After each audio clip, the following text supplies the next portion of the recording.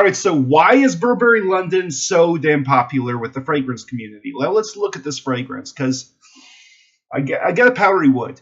Like I get a good powdery, elegant, woodsy kind of scent because you have the Guyok wood and the oak moss in the dry down of this fragrance, which actually boost the masculinity complex. Because even as a powdery scents can get very feminine very quickly. So you have your mimosa and your green and floral notes in this fragrance that kind of tie it together. And the lavender, now this is one that actually works quite well in Burberry London because lavender is known to have a very soothing smell. It's not known to be like overpowering, in this fragrance, but it can really kick you in the nose if it's not used right.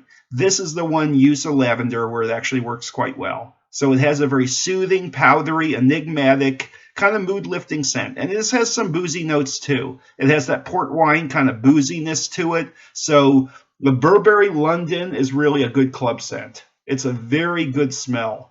And Burberry London, it was created in 2006, so it stood some test of time. But it's the 2000 millennial kind of trend, where in Burberry London, they start to combine food notes and boozy notes with masculine notes. And, you get your basic alluring wood with that good aphrodisiac cinnamon. And you get the good Guyok wood and the moss and all those notes to kind of tie this into a masculine direction. So it's a powdery wood, really, because I get more wood in this one. Like Burberry does a lot of stuff with wood and oak moss. And oak moss is one of the things Burberry uses a lot. So this is definitely one of those Burberry scents. It's pretty good.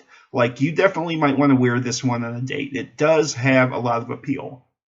And so basically, Burberry London is one of those fragrances that is not a money grab. And Burberry actually has this as one of their better fragrances that they advertise. And Burberry London and Burberry Brit and Burberry Touch and Burberry by Burberry are oftentimes the most popular scents by the company. And, I wanted to get into the next Burberrys, but, since when they have the Burberry, the Beat and the Sport and all this stuff, to me, that's where they've fallen because they've taken down their roots. And the Burberry roots are always using the elegant spices, where the British, colonized India and the Far East and brought these ingredients, the fragrance, and they kind of have the sophistication to their fragrances where you have good uses of spice and everything. Like the Burberry London really does a great job, and it's a great medley. It's a great juice. It's really one of those things. If you buy a bottle of that and you were the only guy in the classroom, I don't think you'd have much of that juice after a while because you'd really want to wear it. People be like coming up to you. So,